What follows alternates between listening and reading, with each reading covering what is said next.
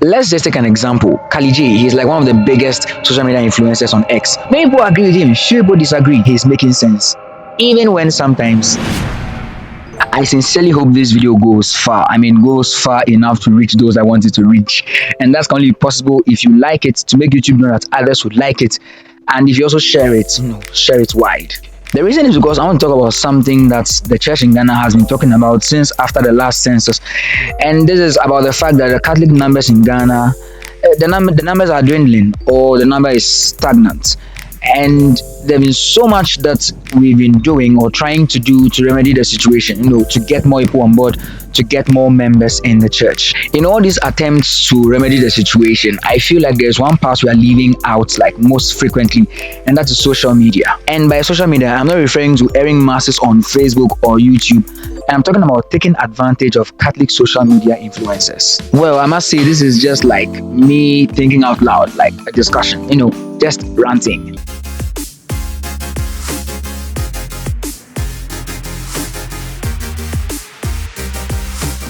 Hello and welcome to the second Archangel.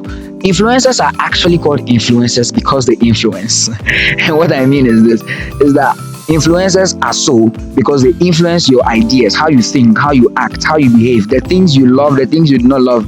That is how powerful social media influencers can be. Let's just take an example. Kali J, he's like one of the biggest social media influencers on X, formerly known as Twitter. He has like over 1 million followers. If you look under his posts, the comment section, you will see that so many people agree with him. Like if he posts something, his sentiments, like many people agree with him, few people disagree. That is the power of influence. Because when he's on social media like that, he's sharing his life, at least his social media life, with his followers. And by following him and his posts and everything, you get to understand him in a way. And so you get to understand why he's saying this. A time will come, you begin to accept his sentiments. So when he feels some way towards something in particular, you tend to feel that way too. You tend to agree with a lot of things that he's saying. And even if you have reservations, you don't really expose that much because he has shared his life so much with you that you feel like you understand him and you feel like he's making sense. Even when sometimes, let me give you a personal example. Before I met Father Mike Schmitz on social media, I was apathetic towards tattoos. I felt like tattoos, it's not good, it's not bad, it's just somewhere in the middle. But then I got so much into Father Mike Schmitz, I love him, I watch him, I listen to him and all that. One time he comes and then he had done a tattoo of a cross on his arm. And he gives the significance of the tattoo, the reason why he did the tattoo, and where he did the tattoo, because those guys have been doing tattoos in Jerusalem for like over 500 years. All of a sudden, I am interested in tattoos. I feel like I also want to have that tattoo. I feel like I also want to go to Jerusalem one day and get a tattoo from the same people, a tattoo, small tattoo of the cross or something. That is influence from not thinking about tattoos to actually wanting a tattoo. That is how far influence can go. Sometimes, or most of the times, I feel like we do not take advantage of Catholic social media influencers. I feel like we just allow them to be there to do the things they want to do, and all that. I feel like we've not called them. We've not called them to make them know that, you can play a very big role in the spreading of the Catholic faith and, living it in a way that would invite others to want to live it. And I feel like one of the ways we can increase our numbers is by actually engaging them because they can influence. I know a number of Catholic social media influencers who love their faith and who would like to share their faith with others.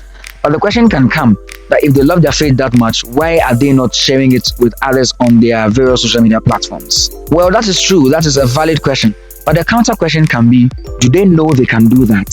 Sometimes I think they feel they do not have the capacity to do that, or they do not know enough to do that. And so they leave expression of their Catholic faith and evangelizing to priests and religious and seminarians and, the people with authority in the church. But the thing is, one thing Pope Francis has been so much stern on since the beginning of his pontificate is the fact that we have all been baptized.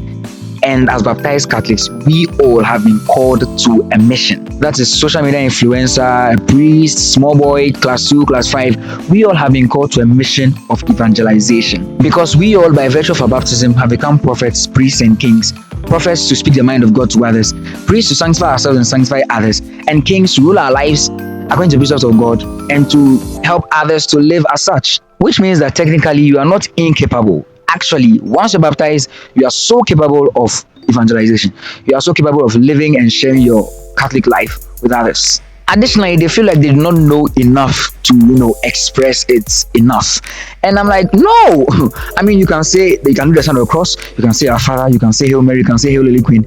These are starting points. I mean, anyone who is a baptized Catholic and who is even practicing, takes communion and all that, knows enough to start living it for others to see and talking about it to others. Actually, I feel it is time that we rally these social media influencers who are Catholic, make them know that they are important to the mission of the church. Unfortunately, we just seclude them, isolate them, make them feel like they're not really important members of the church. Sometimes we even judge them without any particular parameters. But if we really want the church to grow, we can look at other ways. But one of the ways we can look at is in gathering Catholic social media influencers. And also those of us who know influencers, supporting them, as in pushing them to reach the place where they can reach more people.